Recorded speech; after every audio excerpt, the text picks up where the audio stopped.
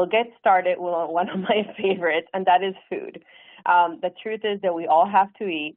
For me, I like to think that I'm going to be really good at cooking at home and eating at home all the time, but that's not realistic, right? The reality is that we have to find balance within our lives. So eating out may be part of you finding balance. So how can we save money on there? I'm going to go ahead and look at the chat here. So go ahead and type in things that you do in your family to make sure that you save money.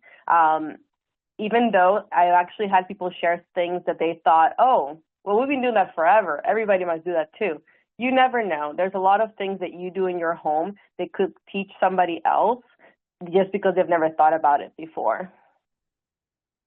No appetite, eat leftovers, yes.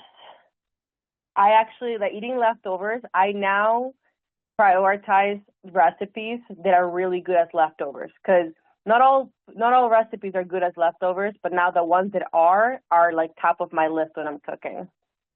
Coupons, yeah. Ordering kids' meals, yeah. I love that. Eating on a budget. Pack a lunch after eating out. Yes, so many times.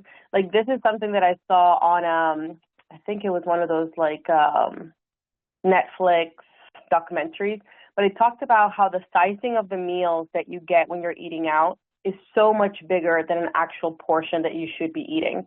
So if you can get into the practice of like, okay, I'm going to eat out because that's part of me living a balanced life. But whenever I eat out, I'm going to separate part of it. I actually have a friend who, from the get-go, at the moment she gets her food, she's like, can I get a takeout box? So before she even starts eating, she separates part of it. And that's her takeout box. And so she makes that decision ahead of time, and then that food can be eaten later for lunch the next day or later in the day. Sharing a meal, yep. Yeah, not ordering soft drinks. I have not been drinking soda for many, many years, so I'm a big advocate of that, but that is going to save you money, and it's also going to be good for your health. Buy ground turkey instead of ground hamburger. Oh, that's really good. I did not realize that that is going to be consistently half the cost. That is awesome. I love this. Well, thank you guys for sharing all of this. We're going to compile all these answers because you guys have some really good ones. I want to share one that I recently started implementing last year, and it's worked really well. If you are someone who eats out occasionally, and you want to get better at that, it doesn't mean that you have to stop eating out. For our household, what we did is we went ahead and wrote down all the places that we like to eat out at, and we figured out which one was the best one that we all liked in our household. And Potbelly is a sandwich shop here in the National Capital Region that we love in our household. So we realized, okay, if we love Potbelly, and it's generally healthy, it can be depending on how you make your sandwich, let's figure out a way to eat Potbelly in the most cost-effective way possible. So we downloaded the app. That was the first thing.